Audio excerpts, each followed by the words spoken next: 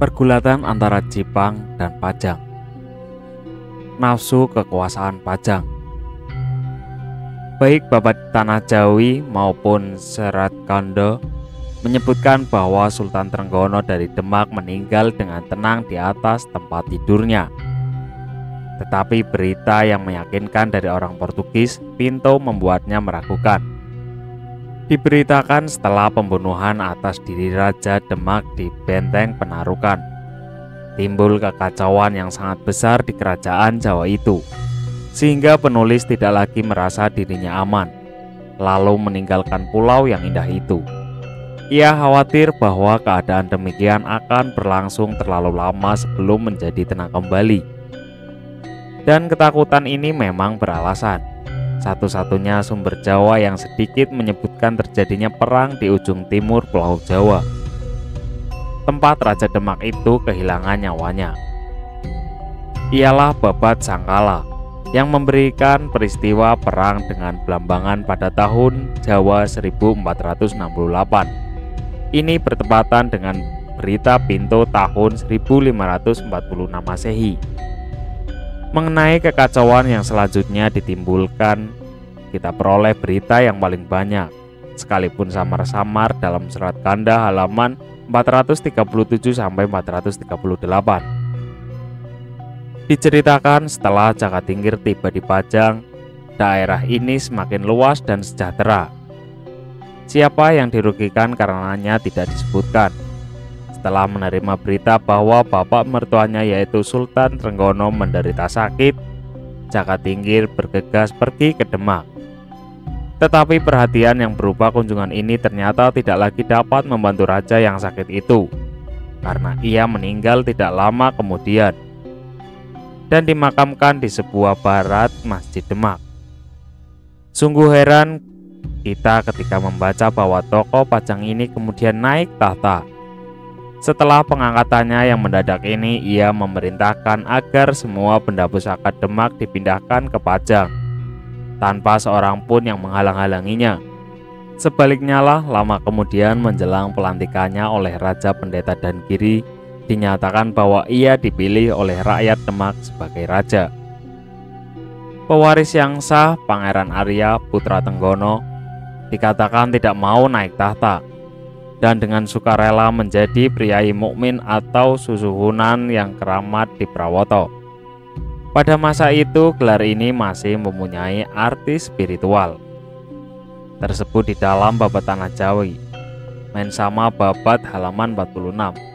Prawoto adalah sebuah pesanggerahan di tempat lain disebut sebagai gunung atau tempat tinggal Sultan Demak selama musim hujan. Bagaimanapun, sampai kira-kira 100 tahun yang lalu penduduk masih menyebut sisa tembok melingkar yang ditemukan di Prawoto sebagai keraton. Brumun masih melihat di sana sebuah pintu gerbang yang sudah setengah hancur, yang dinamakan Gapura, dan di belakangnya terdapat sepertak kecil tanah ketinggian yang oleh penduduk dipandang sebagai setinggil keraton.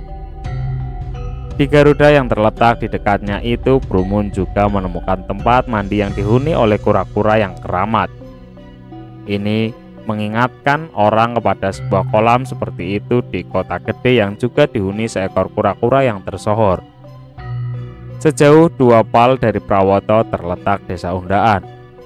Di sana para Kabayan masih tampak lalu lalang dengan dada telanjang dan memakai kulung, karena menurut cerita tutur mereka ditunjuk sebagai para abdi Raja Demak.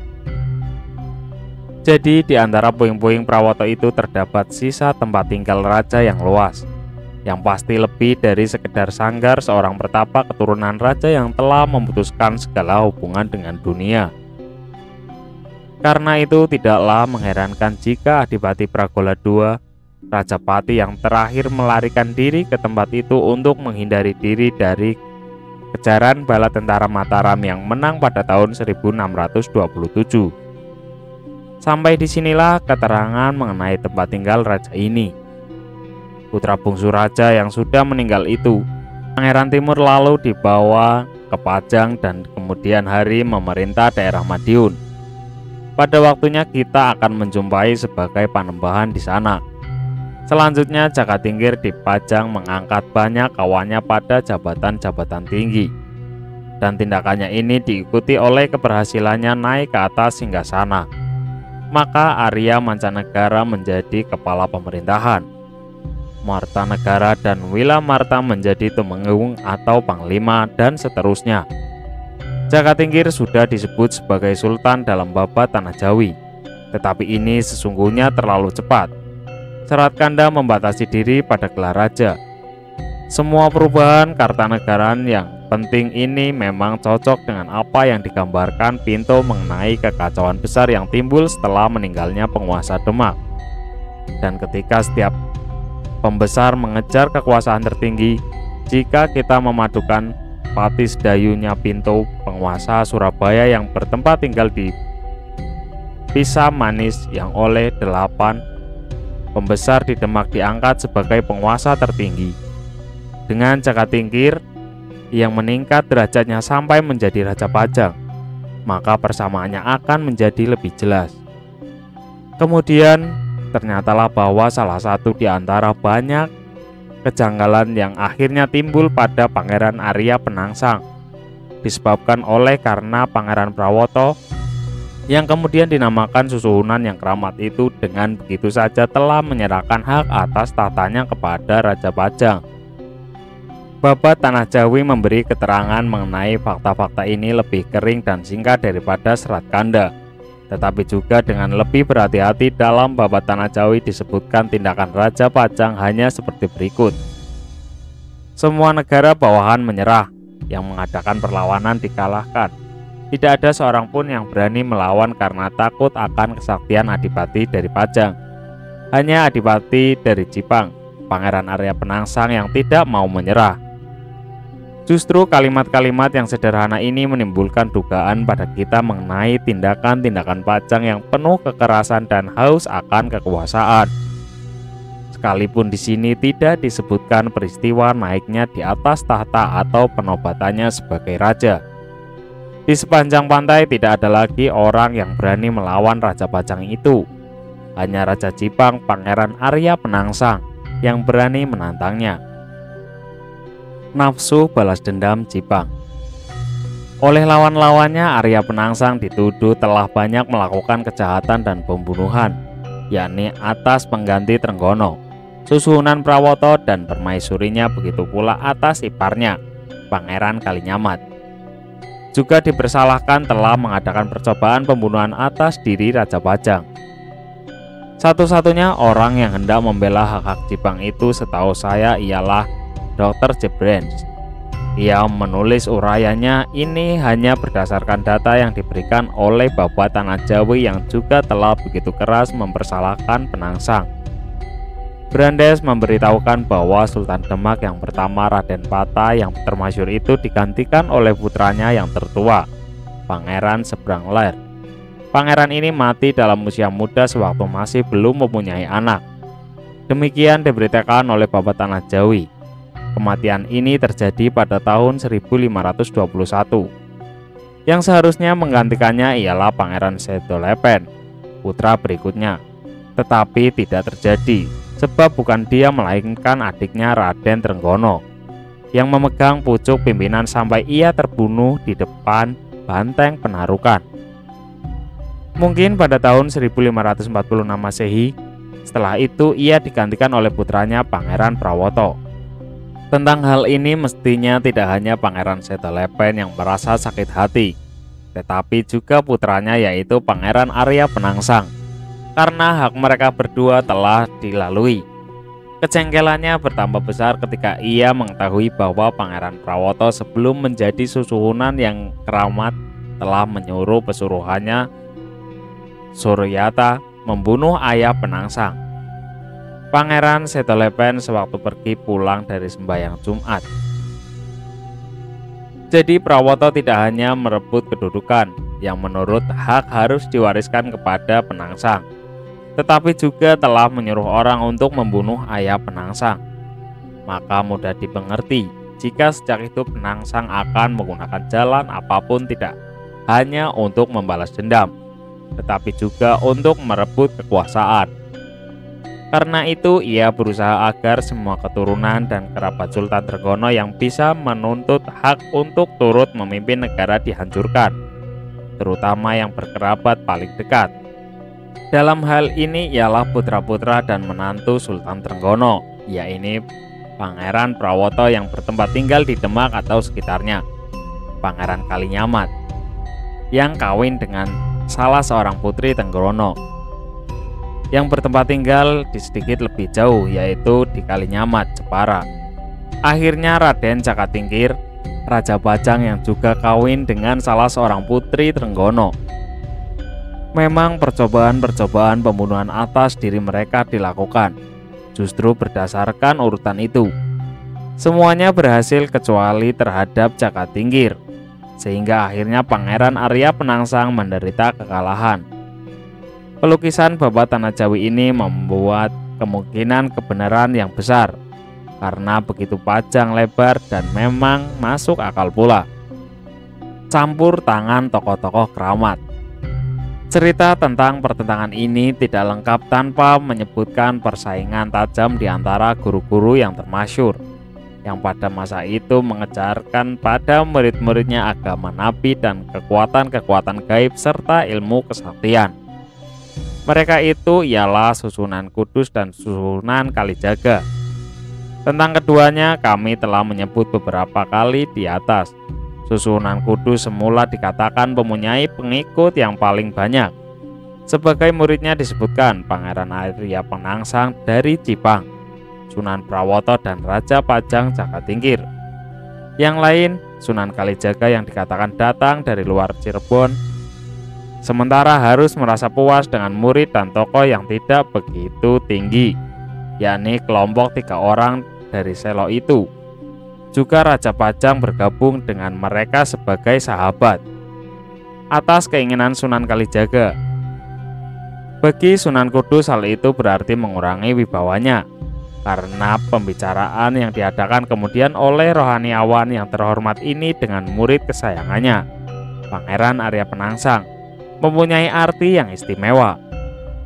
Menurut Babat Tanah Jawi, Sunan Kudus bertanya kepada Pangeran Arya Penangsang, apakah hukumannya bagi orang yang sekaligus mempunyai 2 orang guru? Arya Cipang menjawab dengan tenang, hukuman mati, tetapi saya tidak tahu siapa yang berbuat demikian. Sunan Kudus berkata, kakakmu Prawoto. Jadi di antara murid Sunan Kudus sudah ada 2 orang yang telah bergabung dengan Sunan Kalijaga, saingannya itu, yaitu Pajang dan Prawoto. Hanya Pangeran Arya Penangsang yang masih setia. Dan murid inilah yang didorongnya agar bertindak terhadap murid-murid yang tidak setia itu sebagai balas dendam gurunya, terutama yang paling dekat dengannya. Sekalipun mereka memperlihatkan lebih banyak akal sehat, yaitu membenarkan penulisan ini tanpa memberikan kedudukan yang agak lebih baik kepada Sunan Kudus. Karena itu ada baiknya kita dalam masalah hubungan antara guru dan murid tidak terlalu banyak melihat segi spiritualnya. Sekolah-sekolah agama ini pasti juga merupakan konsentrasi politik. Dan para guru yang berwibawa itu sesungguhnya tidak membatasi diri pada ajaran-ajaran spiritual saja, tetapi juga bertindak sebagai ahli-ahli politik sejati yang ikut campur tangan dalam urusan-urusan negara. Karena itu Sunan Kudus sama sekali bukan seorang petapa yang telah melepaskan segala keduniawian, dan demikian pula rekannya yang dari Adilangu itu. Maka pembelotan Prawoto itu bisa dicap sebagai pengkhianatan spiritual sekaligus juga mengkhianati pengkhianatan politik. Maka dari itu, selain pertentangan yang kemudian timbul antara Pajang dan Cipang, harus juga kita bahas persaingan antara kedua tokoh atau kelompok spiritual yang sangat kuat ini, yang masing-masing tinggal di Kudus dan di Demak. Demak akhirnya mencapai kemenangan dan akan dipuja sepanjang masa oleh pihak yang didukungnya, yakni Raja-Raja Mataram di kemudian hari. Selain itu juga aneh kelihatannya bahwa tokoh keramat yang menurut Babat Tanah Jawi dan Serat Kanda berasal dari Cirebon ini tidak pernah mau menetap di daerah pedalaman. Dan andai kata pun ia pernah pergi ke pedalaman, tetapi tinggalnya tetap di Demak. Di sana kita dapat menemukan makam keturunan yang terpelihara amat rapi. Mereka menggunakan gelar pangeran. Adanya pangeran-pangeran dari Adilangu ini dipandang Dr. Piget sebagai bukti kesejarahan tokoh Sunan Kalijaga. Aneh juga bahwa dalam pertentangan antara tokoh-tokoh keramat pesisir ini, salah seorang diantaranya Sunan Kalijaga menggunakan bantuan dari daerah pedalaman. Ini akan menimbulkan akibat-akibat yang penting bagi masa depan. Apakah Sunan Kalijaga pernah berada di daerah pedalaman? Pantas sekali diragukan. Memang Bapak Tanah Jawi menggambarkan beberapa kunjungannya ke Tanah Jawa sebelah selatan, tetapi Serat Kanda yang lebih tua itu tidak memuat cerita-cerita ini. Bukan Sunan Kalijaga, tetapi putranya yang sama keramatnya, Susuhunan Adi yang muncul di sana. Dari itu mungkin dapat kita tarik kesimpulan bahwa dengan peranan Kiai Gede Pamanahan, peran aktif Sunan Kalijaga sesungguhnya sudah berakhir. Sehingga seandainya ia belum meninggal, ia menyuruh putranya untuk mewakilinya. Karena itu mungkin kita dapat menempatkan kejadian tersebut pada sekitar awal dan pertengahan abad ke-16 ini. Juga cocok dengan cerita-cerita tuturan lainnya. Demikianlah karena ia dikatakan sebagai murid Sunan Bonang, maka dapat ditetapkan waktunya pada sekitar tahun 1500. Dan bahwa ia melakukan beberapa perbuatan ajaib pada waktu pendirian Masjid Demak. Maka peristiwa itu kiranya dapatlah ditetapkan pada awal abad ke-16. Cerita dalam Babat Tanah Jawi tentang pengalaman-pengalaman Sunan Kalijaga itu adalah panjang dan lebar, sehingga kami menduga penulisan ini berasal dari salah seorang atau beberapa orang keturunannya. 3. Percobaan pembunuhan.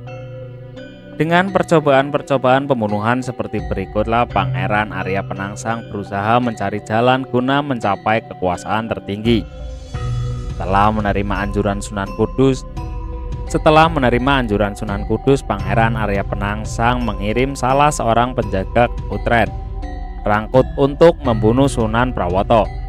Di Prawoto, Rangkut menemukan raja dalam keadaan sakit bersandar pada permaisurinya. Sunan bertanya, "Siapakah kau ini?" Dan tanpa malu, Rangkut memberitahukan maksud kedatangannya. Yang dijawab Sunan, "Silakan, tetapi biarlah aku sendiri saja yang kau bunuh." Sebagai jawaban, sang Rangkut dengan satu tusukan menusuk raja dan permaisurinya. Dengan kekuatan yang masih tersisa, Sunan yang hampir tewas itu melemparkan kerisnya, Kiai Betok, pada pembunuh itu. Rangkut tergores sedikit pada kulitnya, tetapi goresan sebuah keris sakit ini cukup membuat penjahat itu terkapar dan tidak bernyawa lagi. Sunan Prawoto dan permaisurinya pun tewas. Saudara perempuan Sunan Prawoto, Ratu Kalinyamat, tidak tinggal diam atas pembunuhan terhadap kakaknya itu. Karena tidak tahu bahwa Sunan Kudus juga terlibat dalam pembunuhan itu, maka ia pergi bersama suaminya menghadap tokoh keramat ini untuk meminta pengadilan, tetapi tidak diperolehnya secara memuaskan. Dalam perjalanan pulang, keduanya diserang oleh para abdi Arya Penangsang. Raja Kalinyamat terbunuh. Setelah itu Ratu dalam keadaan telanjang tinggal di Gunung Danareja sebagai petapa. Hanya rambutnya yang terurai yang menjadi pakaiannya. Ratu Kalinyamat bersumpah tidak akan memakai kain seumur hidup sebelum Arya Penangsang mati. Siapa saja yang dapat membunuh Arya Penangsang, kepadanya Ratu Kalinyamat akan mengabdi dan memberikan semua harta bendanya. Setelah itu Arya Penangsang dinasihati Sunan Kudus agar membunuh Raja Pajang tanpa diketahui oleh siapapun. Selanjutnya dikirimkan 4 orang penjaga Keputren ke Pajang. Di istana Pajang ditemukan raja sedang tidur berselimut dodot. Istri-istrinya beristirahat di ujung kaki raja. Para pengawal Keputren itu mencoba menikam raja dengan keris, tetapi sia-sia. Bahkan dodotnya pun ternyata kebal. Keempat orang yang tidak diundang itu terjatuh karena singkapan dodot itu. Sultan yang terbangun oleh teriakan para istrinya tidak hanya memberi ampun kepada calon-calon pembunuh itu, tetapi juga memberi uang dan pakaian. Kemudian mereka pulang dan menyampaikan laporan kepada gustinya. Kami sudah menunjukkan urutan logis percobaan-percobaan pembunuhan ini. Kapankah itu terjadi? Dalam babat sangkala yang lebih dari satu kali mengejutkan karena kebenaran datanya. Peristiwa itu tercatat pada tahun Jawa 1471. Icale Sang Rajeng Prawoto, yang berarti matinya Raja Prawoto. Jadi peristiwa itu terjadi pada tahun 1549, sebab kita melihat Ratu Jepara pada tahun 1550 atas kehendaknya sendiri melakukan tindakan-tindakan kenegaraan yang penting, yaitu ikut serta melakukan serangan terhadap Malaka. Dan ini tidak mungkin terjadi semasa hidup suaminya. Dengan demikian, tahun kematian suaminya itu harus ditetapkan terjadi pada tahun 1549 atau 1550. Jadi percobaan pembunuhan terhadap Raja Pajang tidak mungkin terjadi lama kemudian. Apapun nilai sejarah dongeng-dongeng yang indah ini, tetapi ada kesan bahwa kewibawaan Sunan Kudus masih sangat besar, yaitu karena peranannya sebagai penengah memang diminta oleh para raja. Suatu penunjuk lagi tentang kekuasaan besar tokoh-tokoh keramat itu dalam urusan negara. Cerita-cerita tutur setempat mengenai tapa yang dilakukan Ratu Kalinyamat juga dapat ditemukan dalam Rapoten halaman 162-168. Kekuatan gaib yang dimiliki Raja Pajang dalam cerita ini memang sangat besar, bahkan termasuk pakaian kenegaraannya. Dodotnya pula keseimbangan di Kudus. Setelah percobaan pembunuhan oleh Pangeran Arya Penangsang terhadap Raja Pajang gagal, Bapak Tanah Jawi melanjutkan kisahnya mengenai berikut. Laporan keempat penjaga keputren itu membuat Pangeran Arya Penangsang khawatir. Karena itu ia meminta nasihat lagi kepada Sunan Kudus. Ia memohon agar Sunan memanggil Raja Pajang itu dengan dalih bahwa guru ingin berbicara dengannya tentang ilmu gaib. Asal dia sudah ada di sini, segala-galanya akan menjadi mudah. Undangan dari gurunya membuat Cakatingkir gelisah, tetapi dipenuhinya juga atas nasihat abdi-abdi Mataram. Ia membawa serta seluruh tentaranya. Pasukan berkuda di depan dan pasukan darat di belakang. Yang memimpin pasukan itu seorang patih. Di alun-alun Kudus, Raja Pajang berhenti dan Sunan Kudus memerintahkan Arya Penangsang agar menemaninya sampai ia sendiri keluar dari istana. Keduanya duduk berhadapan, masing-masing dilindungi oleh tentaranya. Dari belakang, Arya Penangsang minta izin hendak melihat keris tamunya. Raja Pajang memberikannya, tetapi padanya masih ada keris bagus lain yang mempunyai kekuatan gaib yang lebih besar. Demikianlah keduanya saling mengancam dengan keris terhunus, sampai Sunan Kudus muncul dari istana. Atas nasihat Sunan Kudus, keduanya menyarungkan kembali kerisnya dan kembali ke pesanggerahan masing-masing yang terletak di tepi barat dan timur Sungai Sore. Di atas segala-galanya jelas ternyata lagi kedudukan Sunan Kudus yang sangat dominan. Ia memanggil Raja Jipang dan Raja Pajang seolah-olah mereka anak sekolahnya saja, membiarkan mereka menunggu di depan dalamnya, menasehati, memarahi, dan menyuruh mereka pulang. Menara tua yang anggun itu, yang menurut Grom paling lambat berasal dari awal abad ke-16 dan yang sangat mirip dengan Menara Kulkul Bali, merupakan peninggalan mega dari masa Jaya Kudus. Apakah pertemuan yang dikabarkan di atas benar-benar terjadi? Tentu sulit dipastikan. Tetapi tulisan itu mungkin sedikit banyak merupakan penggambaran simbolis mengenai suatu keseimbangan tidak menentu antara kedua pembesar yang saling memusuhi dan mengancam, dengan Sungai Sore atau Lanang sebagai sungai perbatasan. Sunan Kudus mencoba bertindak sebagai penengah. Keseimbangan yang goyah ini tiba-tiba terganggu oleh suatu pihak yang sama sekali tidak kita duga.